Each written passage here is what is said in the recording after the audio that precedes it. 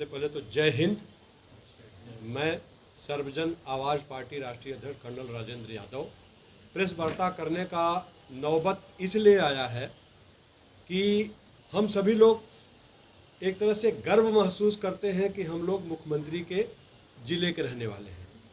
मुझे शौक लगा कि जो सड़क 7 साल से मैं इंतज़ार करता रहा कि अब हो जाएगी, रिपेयर नहीं हुई। एक आर्मी ऑफिसर को रोड पर 24 दिन और 24 रातें बैठना पड़ा सड़क बनवाने के लिए। ये मुझे पच नहीं रहा कि माननीय मुख्यमंत्री ट्वीट करते हैं कि जहां सिर्फ 200 लोगों की आबादी है वहां हम पक्की सड़क देंगे। हमारे सड़क की हालात आप लोग देखिए। 24 दिन 24 रातें सड़क पर बैठने के बाद बड़ी अच्छी बात है, बात हुई, सुबुद्धि आई उन लोगों को कि सड़क पास कर दी गई। और देखिए, पास तो हुई है, पूरे गोरखपुर में यानी 19 ब्लॉकों में सिर्फ वही 2 सड़कें ही पास हुई हैं। इसके लिए मैं उनको, मुख्यमंत्री जी को धन्यवाद देना चाहूँगा।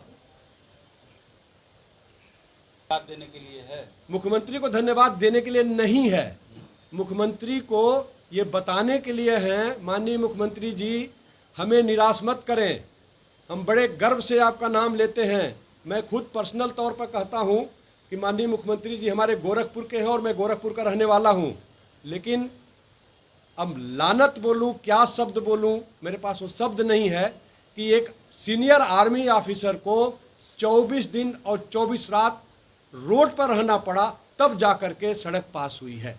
ये बताना चाहता हूँ। ये बहुत गलत है, बहुत गलत संदेश पूरे संसार को जाएगा कि मुख्यमंत्री जी को उनके ऑफिसर्स इतना नहीं बता पाए कि देखिए एक सीनियर आर्मी ऑफिसर सड़क पर बैठा हुआ है जो 4 जिलों को, आजमगढ़, अंबेडकर नगर, संत कबीर नगर और गोरखपुर को जोड़ती है, जिसमें कम से कम 8 से 9 लाख लोगों का आवागमन है। ये बहुत बुरी बात है। मैं बताने के लिए, धन्यवाद देने के लिए नहीं, बल्कि मैं यह कहने के लिए प्रेस कॉन्फ्रेंस कर रहा हूं, माननीय देख लीजिए क्या हालात है। देखिए,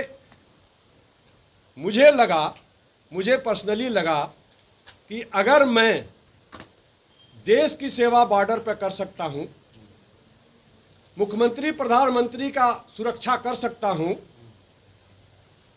तो समाज की सुरक्षा करने में उससे ज़्यादा सक्षम रहूंगा, क्योंकि वहां तो गोलियों का, बंदूकों की आवाज़ होती है, वहां जान जाने का खतरा रहता है, यहां जान जाने का कोई खतरा नहीं होता है।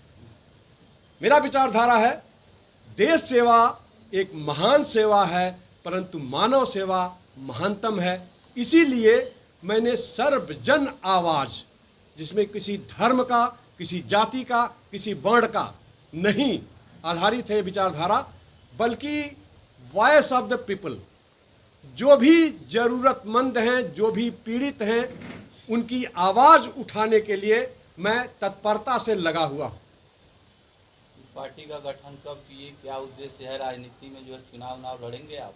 देखिए, मैं तो कभी कभी हमारे ऑफिसर्स कहते हैं राजनीति बहुत गंदी होती है, लेकिन मेरा खुद का मानना है अगर गंदी कह करके अच्छे लोग नहीं आएंगे तो देश में वही हालात होती रहेगी। ऐरे गरे नत्थे खैरे के नीचे आप डिबेट करते रह जाएंगे, उनके करैक्टर के बारे में पढ़ते हुए रह जाएंगे और हताश हो करके चौक चौराहों पर, पढ़े लिखे लोगों की बात कर रहा हूँ, मैं इस मंच से आज आह्वान करता हूँ कि जितने पढ़े लिखे लोग हैं सबको राजनीति में आना चाहिए।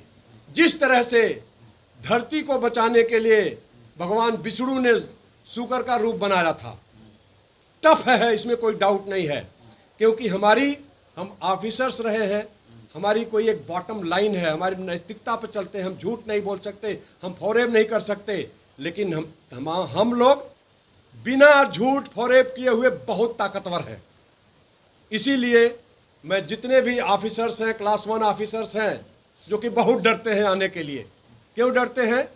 इसलिए डरते हैं कि वहाँ जाने के बाद हमारी बेइज्जती होगी। अरे भाई, अपने लोगों के, अपने समाज के लिए लड़ रहे हो, जिस तरह देश के लिए लड़ते हो, समाज के लिए लड़ रहे हो, उसमें इज्जत बेइज्जत का बात नहीं है। सच्चाई से जब लड़ाई लड़ोगे, सत्य पर रहोगे, तो एक दिन सत्य की विजय अवश्य होगी। जैसे जब मैं धरने पर बैठा तो इतनी सारी बातें हुई कि कर्नल साहब तो बेवकूफ़ है, बैठा हुआ है, रोड जाम कर देना चाहिए, टायर जलाना चाहिए। लेकिन मुझे मालूम था, मुझे अपने ऊपर पूरा विश्वास था कि मैं बैठ करके ही गूंगी आवाज़ में ही, गूंगी आवाज़ का बहुत ताकत होता है, बोलने का ताकत नहीं, आवाज़ का ताकत होता है। और वो ताकत अब लोगों को दिखाई दे दिया कि 24 दिन 24 रातों ने कमाल कर दिया। 7 साल से टूटी सड़क बन गई। 24 दिन 24 रात का कमाल 2027 में दिखाएंगे।